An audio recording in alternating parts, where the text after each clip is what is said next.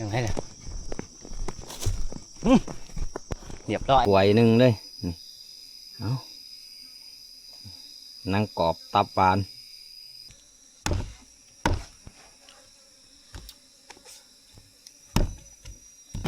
เอาในผ่านขอดีทามเจ้าพ่วมตกสิหัวกับเด็กตกสิหัวอันใดเจ็บกว่ากัน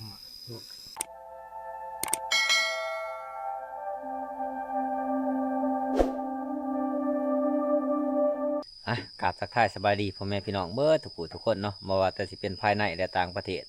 ยินดีต้อนรับเข้าสู่สองพอไฟดินคนหากินทุกคนเนาะก็คือมื้อนี้เฮาก็มาอยู่ป่าอยู่ลงคืนหนึงแล้วก็มื้อที่สองมื้อนี้เนาะคืนนี้ไปไต่กบทุกคนเลยไล่กบหลายโตเติบเลยประมาณ10 โตพุ่นนะผ่านเนาะส่วนว่าสัญญาจักเพิ่นได้บ่ได้เบิ่งพาไปเบิ่งกบวันบัดนี้ของเบาสัญญานี่เพิ่นเอามาจักโตบุปูแห่งร้ายกว่าเก่าวันนี้ทุกคนทั้งของเบาสัญญาทั้งของในพาดเอง10 ป้ายก็โตคนเนี่ยคนโอ้เบาเดี๋ยวเต้นใส่อีกข้าวอีดีตัวนี้ตัวผูเลยเรียกว่าตัวเทิร์กโอ้ตัวเทิร์กนี่มันสีตัวนี้หน่อยเลยพอแตกต่างกับพานใหญ่กับมีอันเนี่ยมีอันนี้กอดจนมุหุ่มเพิ่งพานใหญ่นี่ทอดีก่อยนี่เดียงมุหอดกอดมุหุ่มเพิ่นสิทรงขึ้นเด้อทรงแม่เขาขึ้นเลยเฮ็ดจังไดในพานว่าสิปิ่งเอ้าปิ้งกบบ่แม่นอ๋อปิ้งเฮ็ดปิ้งอะไรเฮ็ดจังได๋ปนเอ้าโอ้ปิ้งกบปนแม่นบ่อีต้นมันบ่ว่าสิปล่อยอยู่คันเว้านั่นวันนี้เฮากินข้าวกินน้ำแล้วเฮาก็สิไปหาใส่กับลักเพิ่มอีกเนาะเพราะว่าเมื่อคืนนี่ฝนตกแห้งฝนน้ำก็หลายเด้น้ำฝนน้ำเต็มบนเฮาล้างถ้วยล้างบวงเลยทุกคนถือว่าถ้าเฮามีหม้องนี่เอาหม้องลงใส่นี่ถูกนะพวกปลาลุกหรือว่าปลาคอกังเนี่ยทุกคนแสดงว่าน้ำกระติ้นมันบ่ทั้งขึ้นได้นี่ปรากฏมันจะบ่ขึ้นนะแต่ว่าน้ำกระติ้นได้นี่ปรากฏจะขึ้นเลยห้องตัวนี้เอามีแต่ว่ารอกินข้าวกินน้ำน้ำกันทุกคนจีบห้อยเดือกินก่อนมันเน่าแตกแล้วเฮาห้อยเดือเขาเก็บมาเมื่อคืนเนี่ยพ่อโอ้แต่ว่าต้มชุกเลยแหละแต่เขาสิโอ้ยตกขี้ดินซ้ำตัวนั้นต้นหยาดลูกเป่งบ่แต่ว่าเขาสิกาสิปีกให้มันแห้งมันจะกินแซ่บปีกห้อยเดือใส่กับลักแล้วส่วนเบาเป่าหาหอยหอมก่อน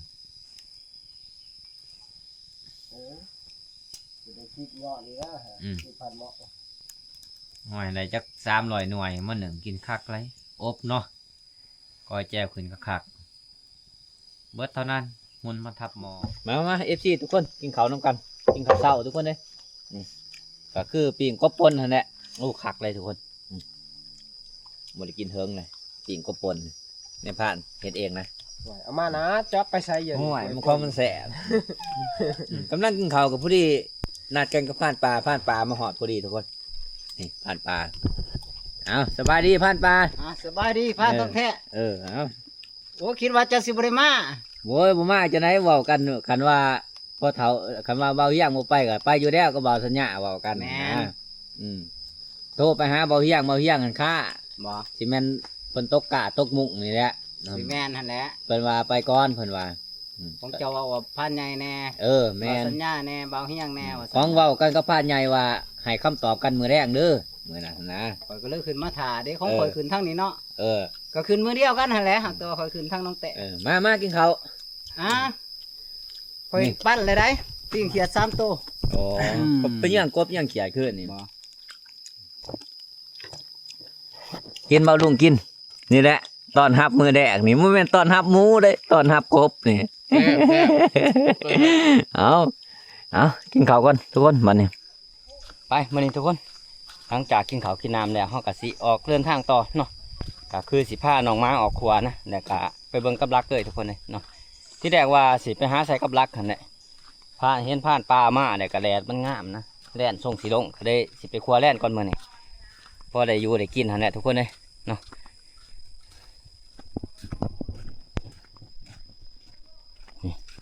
แลดนี่แจ่มเลยมือนี่ถ้าแลดเนี่ยนี่ก็ แต่ละปีนี่แล่นจะลงลายนะถ้าว่ามันแดดแบบนี้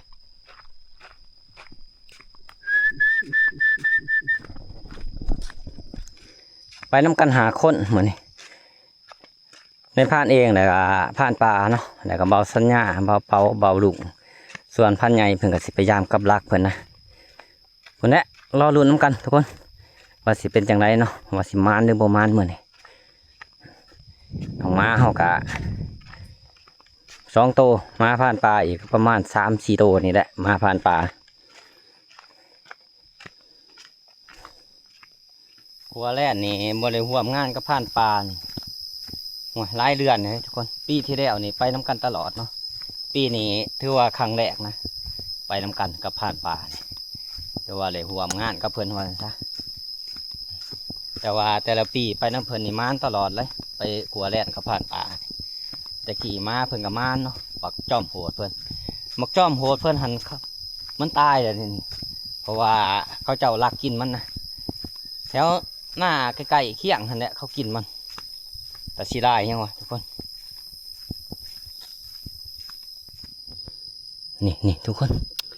ห้อยหมูขามึงเสานี่โอ้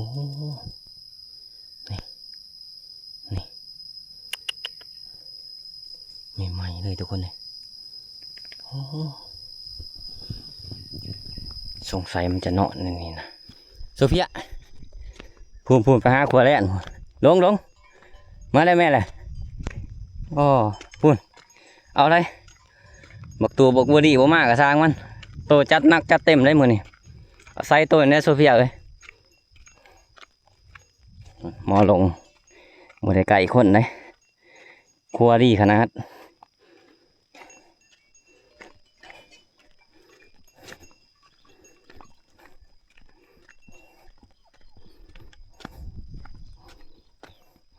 อย่าไปเห็ดเด้อโซเฟียอย่าไปเห็ดเด้อมันใหญ่โพดบ่เอามันใหญ่โพดแนวนี้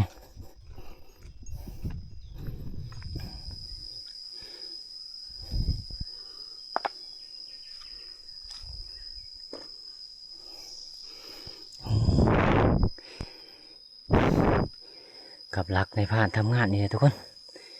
โอ้นี่ถือเอ็นจนเน่าทุกคนโอ้ยนึกว่าถือหมูแต่สิได้ทุกคนเห็นตัวบุ้งใหญ่เลยเน่าถือเห็นจนเน่าประมาณ3-4 วัตต์นี่แหละในผ่านบ่ได้มายามเนาะของใส่แล้วลงมือแต่สิได้ทุกคนเอ้ยเห็นมันแปลนนึงว่ามันถือหมูแท้ๆถือเห็น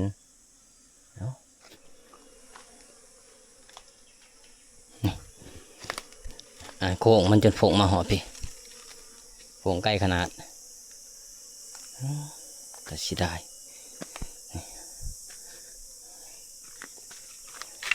นี่ผ่านหางใส่วัน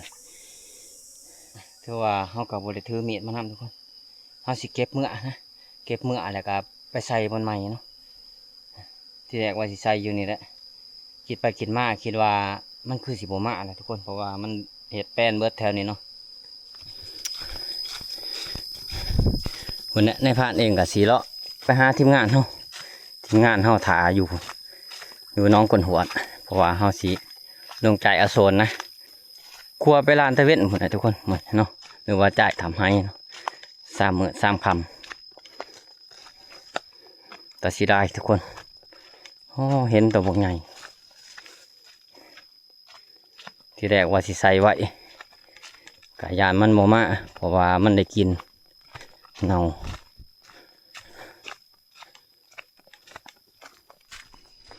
เอา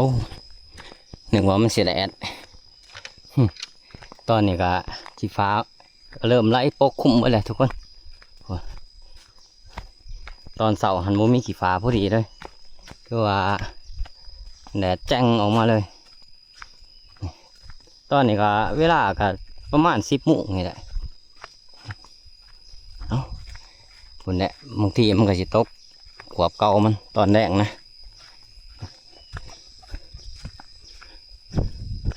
หนึ่งว่าสิมานบอกเบอร์โอ้ แม่นอีเห็นถือไปบัดนี้ทุกคนไปลุ้นกันต่อนะว่าสิครัวไปเรื่อยๆพุ่นแหละ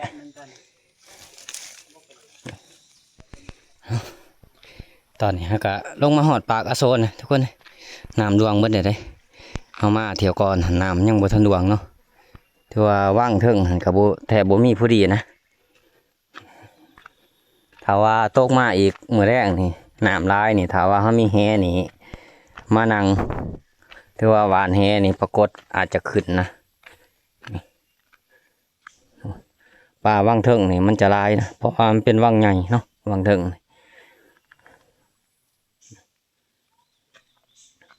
เอาก็สิกินน้ำกินไนพักผ่อนแล้วก็จังสิคอยย่างต่อนะ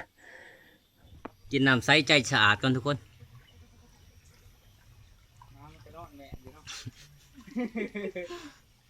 จะคือเป็นแบบประการนี่ไว้ วาย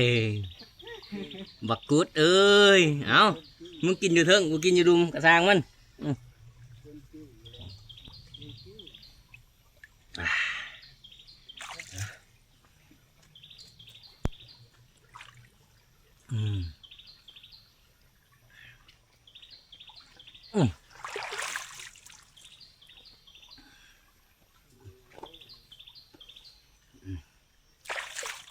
มาเขตบริเวณนี่พักน้ำนี่ร้ายที่สุดทุกคนเลยมีแต่ใหญ่ๆนะพักน้ำป่าก่อนป่านั่งดูๆไป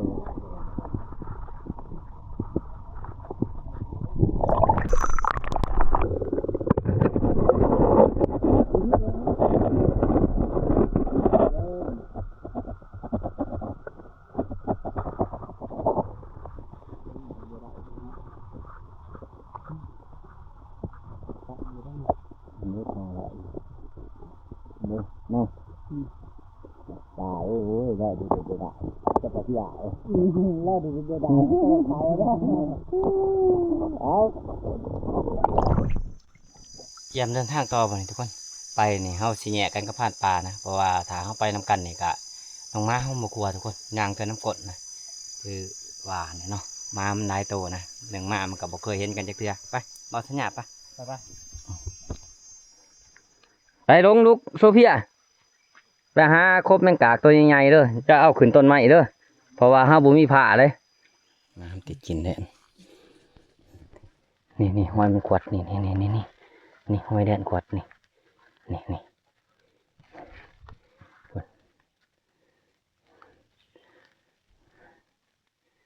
หนูมาเขาติดกินไปพอด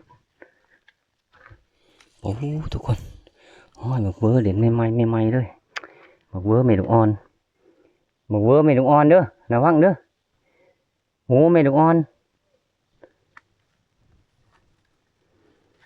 มันเด่นแถวนี่ลงไหลขึ้นเส้นซ้ำก็โปะนึกว่ากับแกะอันนั้น45 เซนเนี่ยพุ่นขึ้นไปทั้งพุ่นมีโกนมาจากมันคือสีขาวโกนนะทุกคนเลยเนาะพุ่นแดนขึ้นเถิงพุ่นแต่ว่ามันมีโกนนะต้นไม้ต้นนี้คือสิบไหลดอกทุกคนเลยผ่ากับห้องมาเลยหุ่มหับก็มีแต่ว่าสิผ้าหนองม้าครัวเมื่อทั้งเถียงนาหน่อยเขาพุ่นแหละหาไม้โอ้ไล่กับไล่เขาโกนมันกับตัวใหญ่มันไหนทุกคน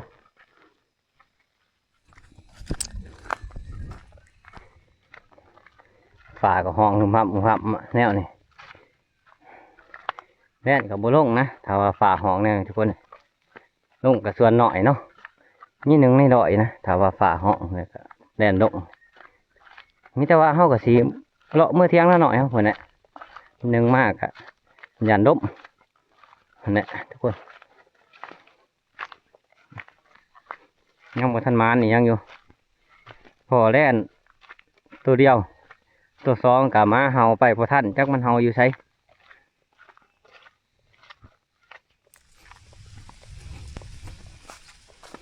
ตกมาแล้ววันนี้ทุกคนเลยตกแล้ว ตอนนี้ก็เวลาบ่ายโมงนะตกคือวายดีเอาแม่แต่ว่าห้องกะสิไปพักผ่อนอยู่เที่ยงหน่อยคนแหละมาแรงจังว่ากันใหม่ทุกคนเด้คือว่าคือสิเบิร์ดซิดแต่ตอนนี้ใครแน่แต่ว่าได้จับกบเมื่อคืนนี่ฮะเนี่ยถ้าว่าบ่ได้จับกบนี่กะสิกินแต่แจ่วเนี่ยทุกคนเลยเสียเวลาแล้วมื้อนี้ที่แรกว่าสิไปใส่กับลักเห็นผ่านปลาเอิญมาก็เลยชวนผ่านปลามาขัวตอนเช้าเห็นมันแดดดีนะก็ได้ว่าชวนเพิ่นมาขัวมาฮอดเทิงทางแล้วก็แยกไปไผไปมั่นบัดนี้ฝนก็ตกเพิ่นแล้วหมกลงลมต้นไม้แม่นบ่ลงมันลมแนวไหลแม่นบ่แล่นใช้โกนใช้เขาโกนตามเคยทุกคนหมกลงไหลขึ้นคือเก่าเนาะมันพอท้องโตได้เด้หมกลงแต่ว่ามีแต่ว่าเขาโกนเบิดยังมากอะมื้อนี้บ่ได้ถือผ้าถือมีแล้วก็ฝ่าฝนแน่ก็เลยบ่อยากวนน้ำมันถ้าว่ามันขึ้นเป็นแปลนจังสิขึ้นของเอานะมีแต่ว่าการครัวแรกนี่มีแต่ว่าถ่ารุ่นกันมือใหม่คนเนี่ยทุกคนเพราะว่ามือไรอากาศดีๆเนาะกะสิโบไปใกล้หรอกปะเนี่ยกะสิอ้อมแอบในบริเวณแถวเที่ยงหน้าหน่อยเฮานี่ผ่าฝนก็ดีโบเป็นใจจักดีเลยเมื่อแรงสิไปนั่งทางหมิ่นทางฮ้อนเนี่ยกะสิระแวงใหญ่อีกสิบหานไปอีกคนเลยตอนนี้เขาก็มาหอดเที่ยงเป็นทีเรียบร้อยทุกคนเลย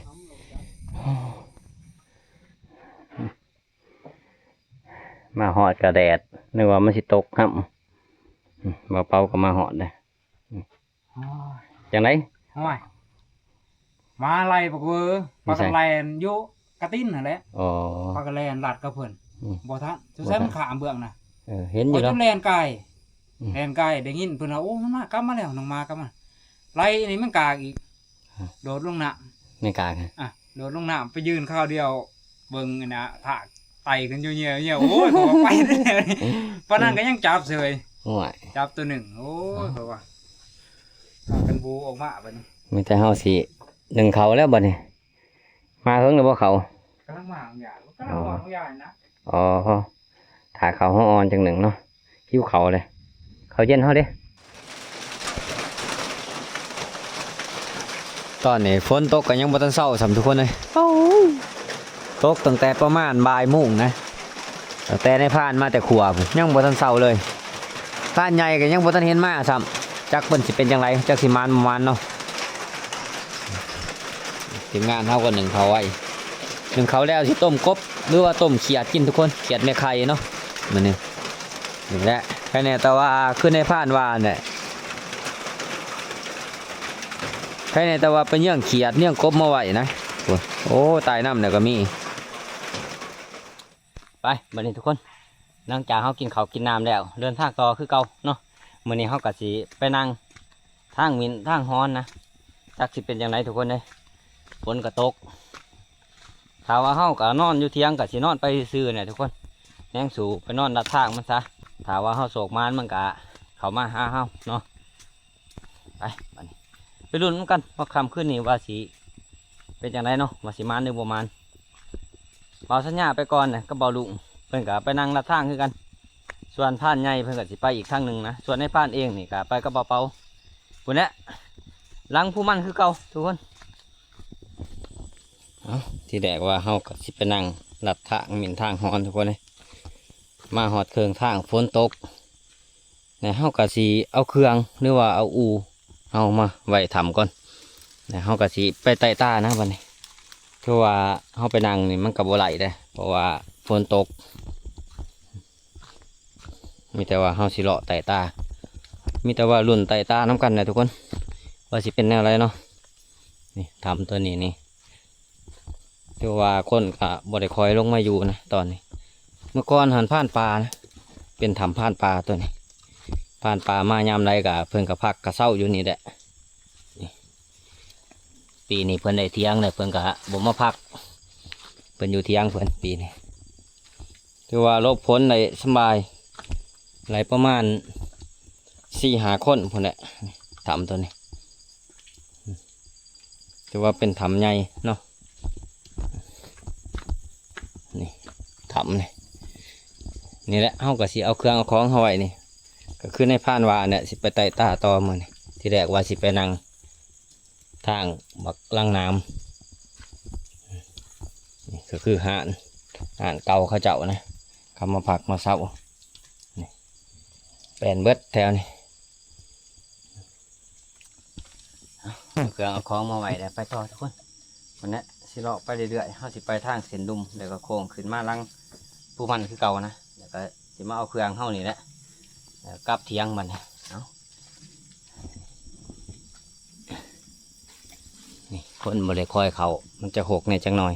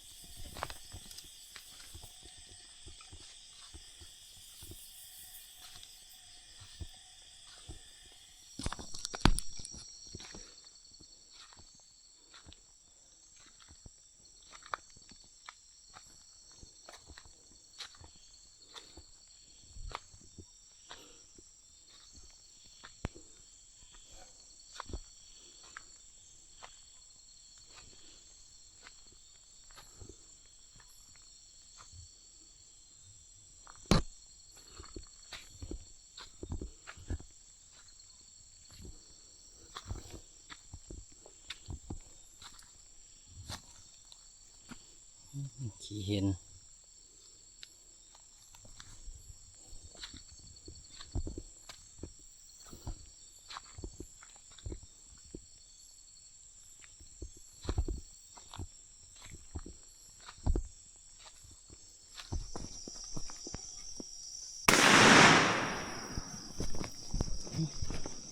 ยังไงล่ะเรียบร้อยแล้ว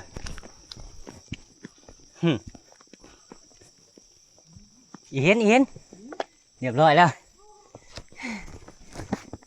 มาแนวโอ้อีเห็นทุกคนตัวพวกใหญ่เลย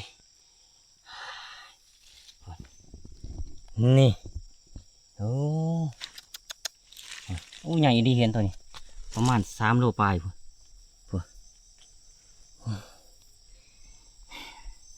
ลงมาจากจ่ายกับผู้ที่เห็นตาผู้ดีแลนนัดกับผู้ดีทวงมาแต่ไกลเลยทุกคนเลยเรียกว่าเป็นแต้มแดกของเขาในค่ำคืนนี้เนาะฝนตกไปปล่อยนะนี่ที่แรกว่าเขาสิไปนั่งทางบักลังน้ำเลยทุกคนเนาะนี่ก็ได้ฝนตกกะเขากับมะเยี่ยงกับเบาๆนี่โอ้หอมขนาดอีเห็นตัวนี้เบิ้งสิคือเบิ้ง1 2 3คือทุกคนเนาะเบิ้งทั้งหาง4 5คือป้ายทั้งหาง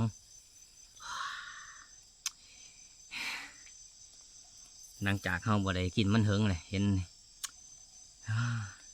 มืออื่นกับสิอบแสบๆจักบาททุกคนเลยเพราะว่าคาเขาก็เอามาเลยเอามาเป้าเอาไปต่อได้เหรอเอาว่าพออีกจักโตก็มีเลย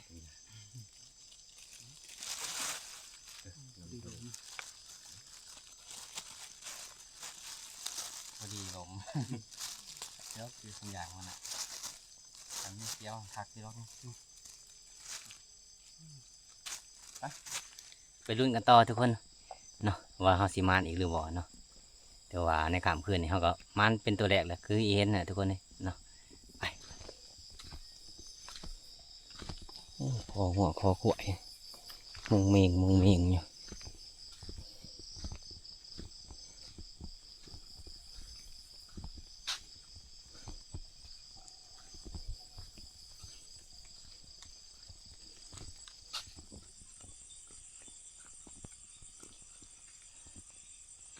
ลงไปเอาเครื่องก่อนทุกคนคือว่าเขาก็บ่พอหยังนะหลังจากเขาได้เห็นยางจนเมื่อยคนเนี่ยเขาก็สิเอาเครื่องมือเที่ยงหน่อยมืออื่นเสาเขาจังสิออกรัดเสาอีกที่หนึ่งนะ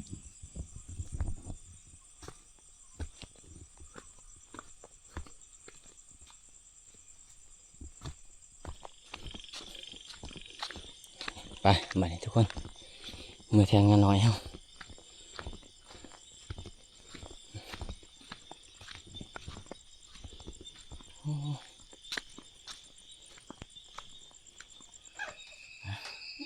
ตอนนี้เขาก็มาหอเที่ยงทันทีเรียบร้อยทุกคนบ้านใหญ่เพิ่นไปเลยแต่เสียดายทุกคนหลังจากเขาลงไปเอาเครื่องของเขาอย่างมาทางพออีกตัวหนึ่งนะอีเห็นเนาะบ่ได้ทับมันอยู่6 ลายเห็นแต่ตามันสองตาเนาะแต่เสียดายทุกคนเลยก็คือสิตัวใหญ่เติบนะเพราะว่าตามันห่างเติบนะประมาณ10 เซนตามันห่างกันน้องมาเขาก็ปลูกไว้เห็นเขาก็ไว้หั่นก่อนมือจังสีกินนังกรอบทุกคนเนาะสบายดีตอนเช้าทุกคนเนาะวันนี้เขาก็สิไปหาลัดเสาก่อนทุกคนเลยเนาะก็สิไปแต่4 โมงหัวเนี่ยนอนบ่ตื่นทุกคนตอนนี้5 โมงเลย5 โมงถือว่าเขาแนมไปนี่เห็นหุงเบิดเลย5 โมงนี่ถือว่าแจ้งเบิดเนาะเขาสิขึ้นผู้มันคือเก่าเลาะใส่เหือบพุ่นแหละไปหาลัดเบิ่งห้อยมันแล้วก็ถ้าว่าพอห้อยมันเขาก็สินำห้อยมันเลยนะเพื่อหอด7-8 โมงเขาจังสิกลับเนาะกลับแล้วก็เมื่อนี้สิไปใส่กับลักเนาะหลังจากเขากินนังกรอบแล้วไปใต้ตาขึ้นนี่ก็พอ2 อันนะแต่ว่าหลายอันหนึ่งเนาะคืออีเห็นเนาะอันที่2นี่แหละเขาพออยู่วางนี่อันที่2นี่อยู่วาง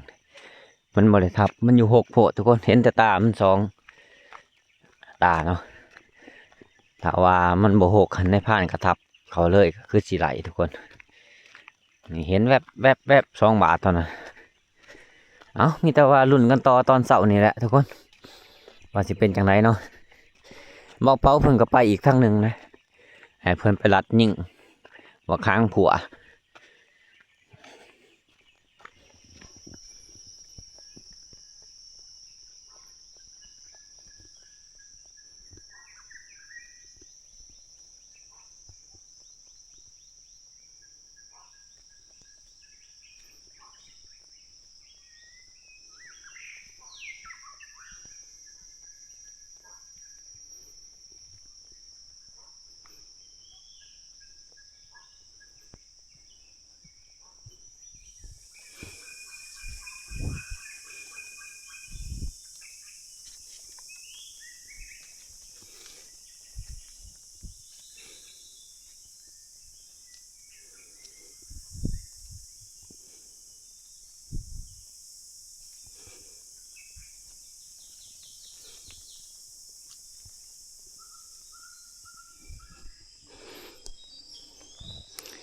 ฝนตกเลยห้อยออกเลยทุกคน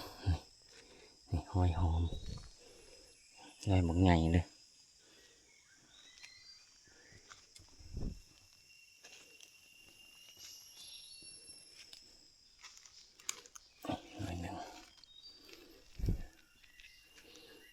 ถ้าว่ามีเวลาเราหาเก็บในลายเลยผ่านมองเก็บปีที่แล้วนี่เป้าคนไหน3-4 โลคนเลย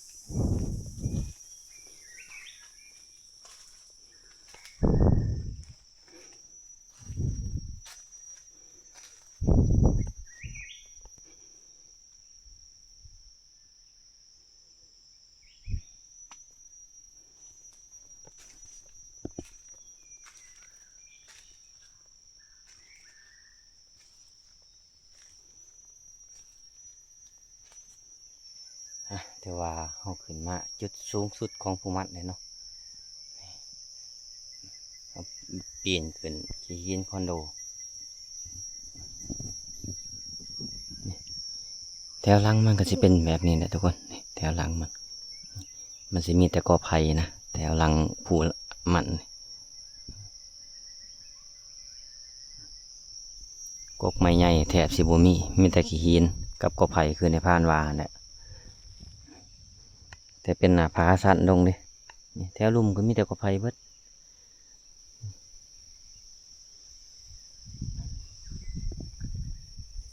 ถือว่าจุดบนนี่ก็สัญญาณนี่มีสัญญาณอินเทอร์เน็ตหลักเก่าหลักเจ็ดมีเบิดแต่ว่าบ่ค่อยแห้งปานใด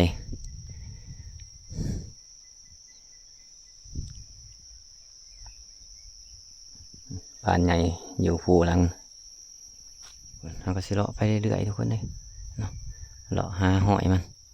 ยังบ่ทันเห็นหอยมันอยู่แสดงว่าหมูปีนี่มันบ่ทันขึ้นภูมันทุกคนเลยสงสัยมันอยู่ภูเราเพราะว่าบ้านใหญ่ว่าเพิ่นเห็นหอยมันอยู่ภูเรานี่หลายที่สุดเมื่อวานนี่เพิ่นนำแต่น้ำก็บ่ทันทุกคนเพราะว่าฝนตกพอดี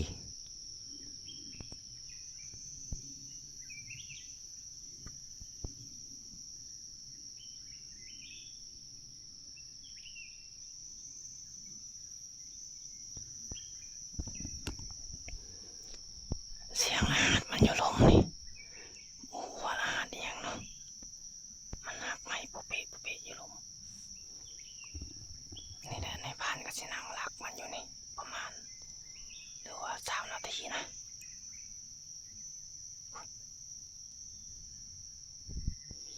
ไปต่อไปทุกคนทางขึ้นนี่มีแต่ทางเดียวนะ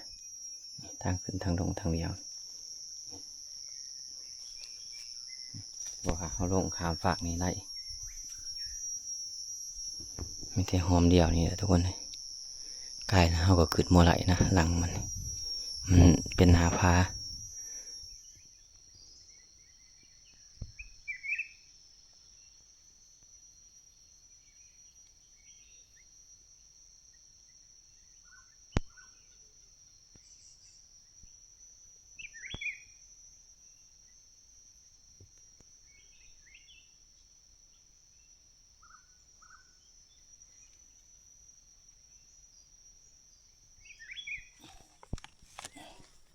หอยหอม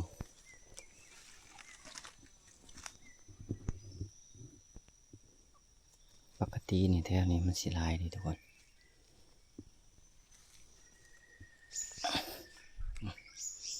หน่วยบางใหญ่ด้วย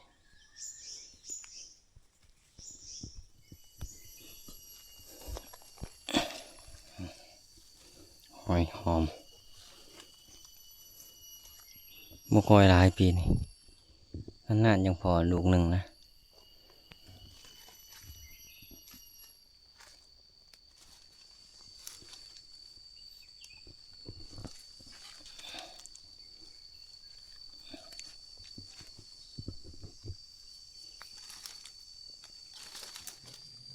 ถือว่าเขาเลาะอ้อมหัวผู้นี่เขาก็บ่พอหยังทุกคนเลยพอแต่ห้อยอีแดงนะหมูมันเขื่อนคือว่าเลยทุกคนเลยมันยังอยู่ลงอะเล่าในแต่บ่ห้อยทุกคนห้อยกับไรบ่หลายหรอกเพราะว่าปีที่แล้วนี่น้องแต่หรือว่าคำเตยเขาจะเก็บไปขายนะหอยหอมโลหนึ่ง7-80หรือว่า100,000คนแหละทุกคนคนนี้เขาก็สิเลาะกับเมื่อทับเขาเทียงงานหน่อยนะแต่ว่าได้ยินเสียงกับบางทีมงานเขา2 บาทเลยบาททำอิฐซีเมนต์มาเป่านะบาทที่2นี่ในผ่านคิดว่าผ่านใหญ่นะคันผ่านใหญ่ทับนี่ก็ถือว่ามีรุ่นนะเพราะว่าเพิ่นทับนี่เพิ่นกะ1 มาซัดหน่อยเพิ่นก็บ่ค่อยได้ทับเนาะมีแต่ว่าจำเป็นอีดีเพิ่นยังทับได้ยินเสียงกับบางเพิ่นนี่เพ้อๆกับทับบักเวอร์นั่นแหละทุกคนเนาะไปรุ่นน้ำเพิ่นพุ่นแหละส่วนในผ่านเองอะไรแต่บักห้อยได้10 กว่าแต้มพุ่นแหละทุกคนเลยเนาะรุ่นกับทีมงานเนี่ยกินหนังกรอบกันต่อทุกคนหนังกรอบอีเห็นในผ่านมานเมื่อคืนเอาหน้าเนี่ยเลยมัวได้กินหนังกรอบเนาะ ไม่พางก็สิอบคักจักบาทนี่เห็นมาเบิดเท่านั้นเพราะว่าเครื่องปรุงในพานก็เอามาครบเลยเนาะตอกกระเทียมหรือว่าข่าทีมงานเขามาหอดเลยโอ้ยังไรล่ะ พอยัง ฮะจะบ่ได้ทับบ่ บ่ ฮะ ยานฟ้านใหญ่นะเจ้า อ๋อจะไหนเมาลุงไปคืนนี่ บ่พอยัง บ่พอยัง แม่น โอ้มาสัญญาดิ ล่มแห้งนะครับ ฮะ ล่มแห้งวิทย์พ่นแล้วก็พ่นเอือดแล้วก็ไปนั่ง เออ ทั้งจ่ายต่อเหิมมา อืม คนทางมาหันคือทางรถนี้ อืม ว่า มันบ่มาบ่ บ่มา อ๋อ ล้มหันแต่2 โมงจนฮอดจนจะแก่หนาวจนเลยสิ เจ้าบ่ได้ทับบ่ของเสา บ่พันใหญ่ แสดงว่ามีรุ่นนะ แมนพันใหญ่โอ้รถที่ข้าง 2 บาท แมนพันใหญ่ บาทถ้ามิดหันน่ะคือว่าหลังค่อยๆหนึง แมน อืม ปฏิช่องเลยแล้วดัง เอารอรุ่นกับพานใหญ่พุ่นทุกคนเลยเนาะส่วนในพานเองก็มานอยู่หลายแต้มเติบเลย มันนั่งแหละ นี่เด้นี่10ปลายแต้ม โอ้มังม้อย โอ้หอยเอาอันนี้ก็คือเห็นเท่าไหร่เมื่อคืนนี่แหละนี่ทีมงานเฮาซุ่มไฟอยู่นอกพุ่นสิเผานั่งกรอบกันนะมื้อนี้ เอา น่าในได้บ่ได้กินอีเห็นนี่ แมน อืม เอาน้องกรอบดูจากบาท เอามื้อนี้พานใหญ่ก็มาหอดเลยจังได๋ โอ้ปอดแต่ห้อยมันในพลาดเลย ทับยังในของเสา ทับกระหอกยันบ่มีแนวกินอันเสา อืม ดีแล้วเจออันมันอีเห็น ทับจักบาทเด้อ ทับบาดเดียวนี่ เนี่ย กระพังไปทางนั้น ทางไหน ทางเหือบหั่น สงสัยของพันป่า โอ้พันปลาเมื่อแต่เสาร์เนาะ บ่ค่อยทับบางเสานี่ดิบางสิช่วยนี่ดิได้ยินบ่ก็บ่ช่วยปานใดนะ ตอน6 โมงหันบ่ นี่นะตอนขอยสิมาอันนี้ทับลังแห้งไหนช่วงมื้อเช้าหันดังคอย ตัวดังแห้ง แล้วค่อยปิ่นป่ากระบังมาทางนี้ ว่าไผสันสับบางเสานี่ จังว่านี่แหละ อยู่รูปอันนั้นรูปผู้มันกับเหือบหั่น ขอยบ่ได้ไปไกลนี่ขอยอ โอ้ ยู่บนเทียงพันป่าดิ ผู้มันกับเอาเหล้าทับบางเสา บ่ แต่เสาหั่น บ่ขอยบ่ได้ไปไกล โอ้แสดงว่าข่อยได้ยินเสียงสร้างหั่งไม้สั่นเขาว่าเสียงปืน บ่บ่ได้ยินเสียงกระบังขึ้นนี่ โอ้ยข่อยยิงพินหนาเมื่อกระตินข่อย ได้ยิน โอ้ขอยบ่ได้ยิน เอ้ามันเอาก็ห่างหากะเกียมนั่งกรอบเฮาคือว่าเนี่ยเนาะบ่ได้กินเฮิงได้เลยนั่งกรอบนี่เป่าๆกะเผานั่งกรอบนะนี่เพื่อสิออกเบิดก็ถือว่าใส่เวลานานเติบคนมันก็ดี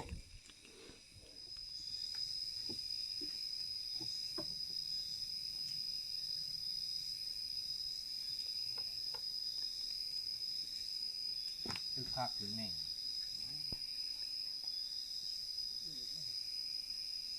โอ้หักเนาะเอาแบบใหม่ๆแล้วเด้อ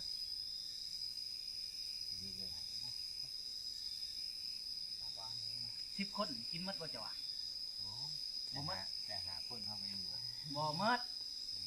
จะมีแนวสิได้ทิม ถึงผีมัน บ่กระดูก โอ้ย2-3 เดือนเลย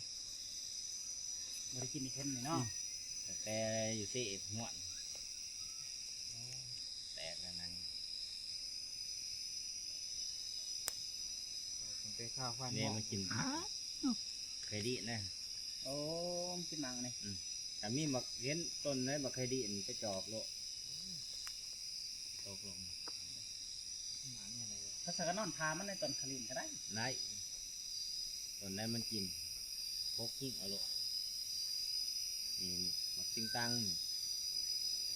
อืม หมากตัวเขาเอาอยู่รังผู้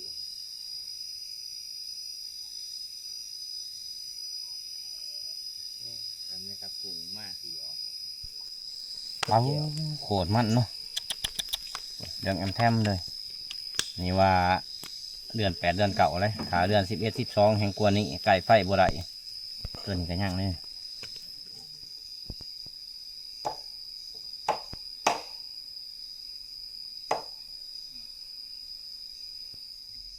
ส่วนทีมงานเฮาคั่วอีเห็นส่วนในพานเองก็สิซอยเครื่องมันสิอบบ่หลายดอกทุกคนอบกระดูกมันเนี่ยเพิ่นอยากกินอบหลายปีเลยหมดได้กินอบอีเห็นแต่ข้าวอยู่บ้านกินตลอดได้อีเห็นอบ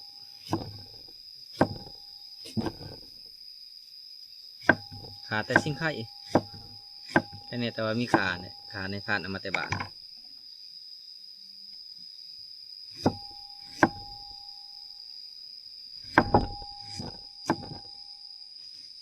เสียดแสบๆเลยมันสิเอาจนผ่านใหญ่เรียกแค่นศอกบ่เทิงหรอก โอ้ปานนั้นบ่ให้พระ ห่วยเอาปานนั้นเอาได้ เอาเห็ดให้กินเบิ้งกระบาดโอ้ถือข้ามาในก็ได้เรื่องเนาะ ห่วย มีประโยชน์ลีจังเลย คิดว่าสิบ่เลยอบเพ็นกับอบล้างน้ำหน่อยนะสิกินในใจหั่นนะ มันจักเดือนเนาะ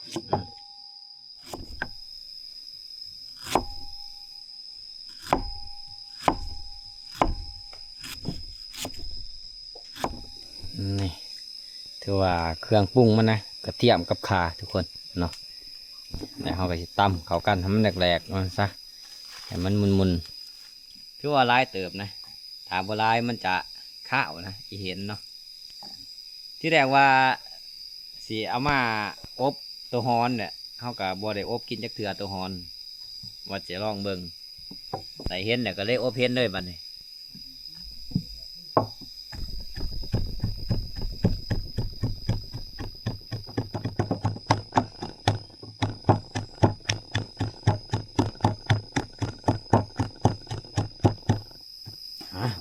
ถือว่าเกลือเป็นนัวน้ำตาลนี่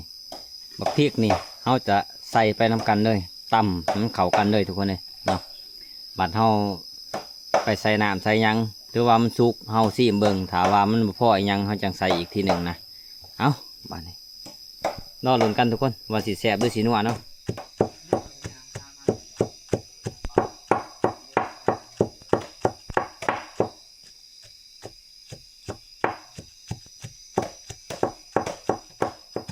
ข้าวอยู่บ้านนี่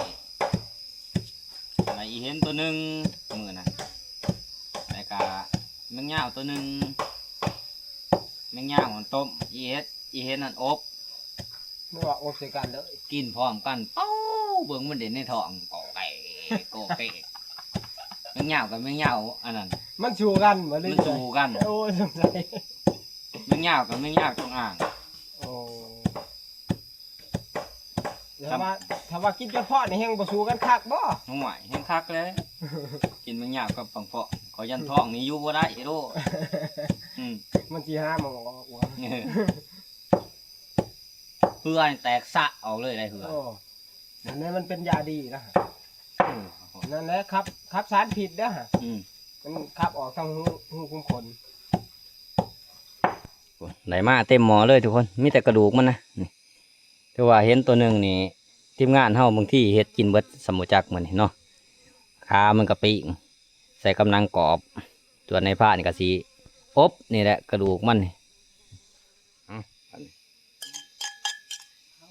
อันนี้มันก็บ่คอยลายทุกคนนี่เครื่องปรุงมันนี่บ่คอยลายแค่นี้แต่ว่ามีขากับกระเทียมมันแหละโอ้คนจนสิบไหล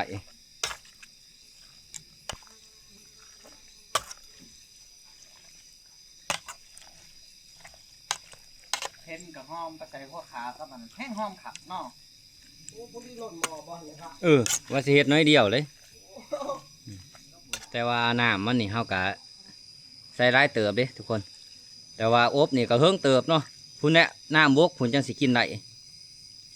บ่เรื่องอบน้ำบกกับผู้ที่เปื่อยเลยนะน้ำนี่เฮาก็สิใส่แต่ว่าท่วมก็คือบ่ท่วมนะท่วมเนื้อเฮานี่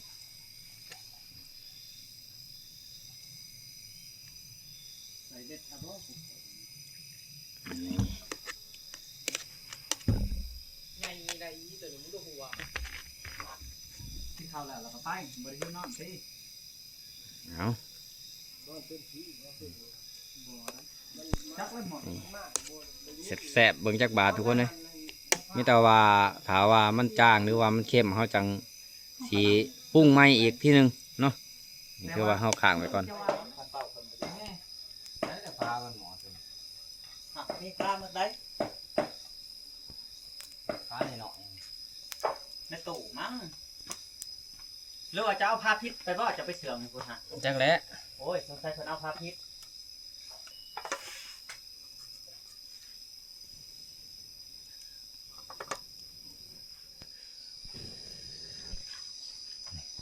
เอาโคกง่ำไว้บ่ให้อายมันออก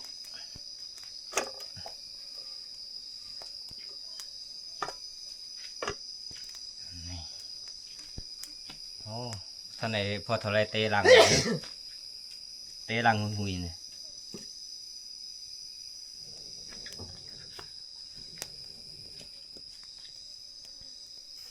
นี่ปีงคามันทุกคนเลย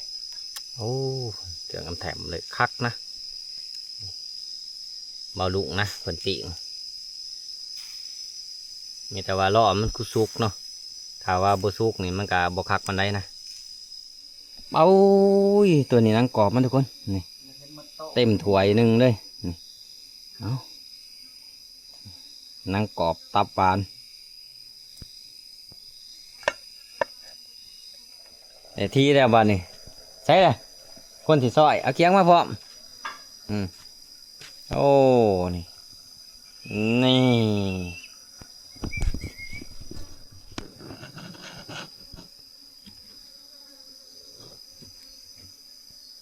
แมงวันจากลายเนาะ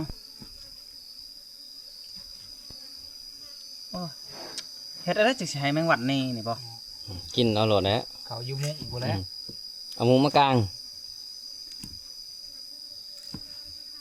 เอาแหงอยากทำมันในลายกว่านี้สิหาเอามุงมากลางเอาสิพัดกรอบกิน ครัวที่ กว่ากินมันยังแสบ ปล่อยแล้วนะไต่ดุมๆแล้ว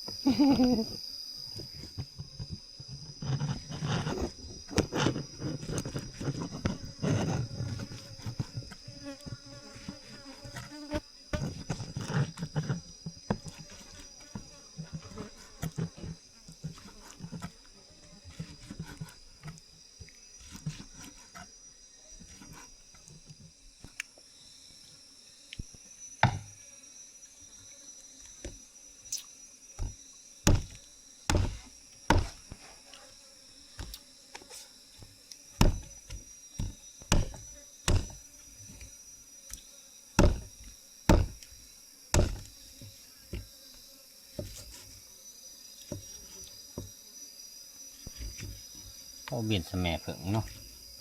ผู้ได้ว่าปีกนี่สุกกำลังดีเนาะ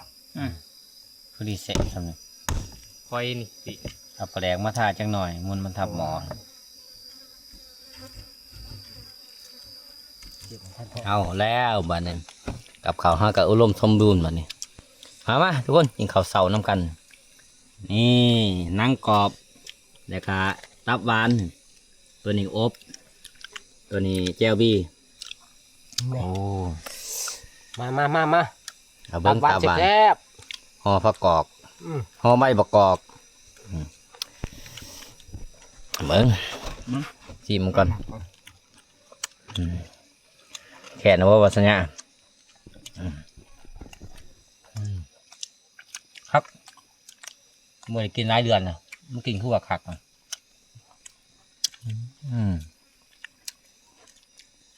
กินในบะลุงเลย ตั้งแต่ เดี๋ยวได้ 15 ปีอายุ15กินเห็น เห็นมา มันซาป้านว่ะยังไงกินนี่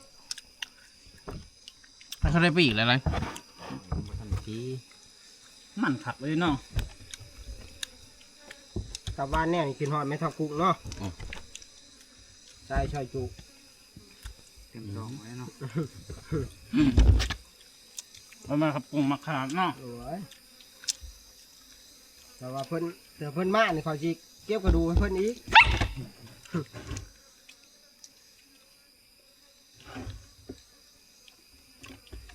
เขา กันว่าเรื่องยาบำรุงกำลังหูตังใช่เลยได้ ไม่ทับกุ้งอันไหน เท่าแล้วยังหาวอยู่เนาะ เขาก็ยังหาวจนหัวออกมา หาเพื่อเพื่อสวยทามแทนก็กินมาจ้ะ ถอยทำแทนบ่แซ่บมันจะอุ้งมันจังหน่อยแม่นบ่ คอยกับหัวกับหูได้ว่าเพื่อด้วย3 แสนเพิ่นกินหูน้ำพันทอ ผ่านม่องไปกินมื้อนึงจักสวยได้ปานใด 2 3 5 ผ่านม่องกับผ่านเดือนไปกิน บ่ได้คอยเมียหาย กินบ่ได้บ่ 3 เดือนเขาก็บ่ให้เขาไก่จ้าซื่อๆนะ ใช่กูกินเพิ่มฮะทำเนี่ยเขามาให้ขับกันเลย อยู่บ่เป็นพอได้บาดนี่ฮ้อนเฮือเป็นเงินสิไปกินคือเขาโอ้ยเขาดินชมสิงเสือลงกระล่างแล้วบาดนี่ เพื่อเส้นด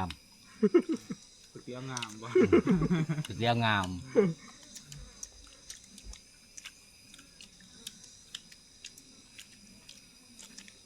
เราหยอกซื้อก็ในใจก็บ่มักดอก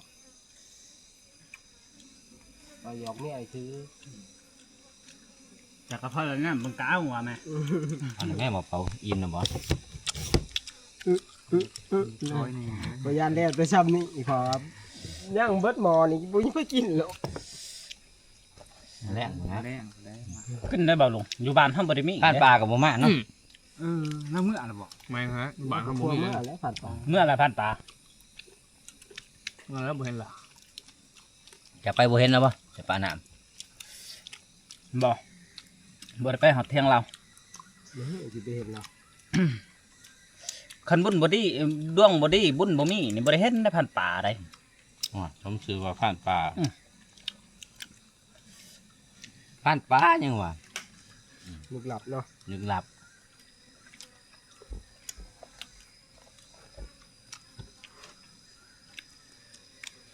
โอ้มัน มันขับเลย พิษปลาพิษเพาะ เอ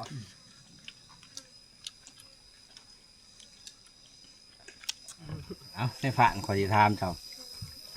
พ่วมตกใส่หัวกับเด็กตกใส่หัวอันไหนเจ็บกว่ากัน เอาเบิ่ง ป่ะถ้าเจะตอบ ก็ ได้ เล็กแล้วตบสิหัวเจ็บ น่า คันเจะตอบได้นี่เขาสิเมื่อเลยมื้อนี้ บ่ได้ ปลา แล้ ร้าว โพมสิญาตินี่ยัง ฮะ มือ เล็กบ่เจ็บ หัวเล็กแล้วว่าเนี่ยมันหนัก ผิด เป็นไง จะตอบไม่ดูเอาผิดแล้วมันบ่ถูก แล้ แล้ว ว โอกาสดีก็เบิ่ง ให้โอกาส ให้โอกาสในบาทหนึ่งกองโพมกับเล็กตกใส่หัวตัวได้เจ็บกว่ากัน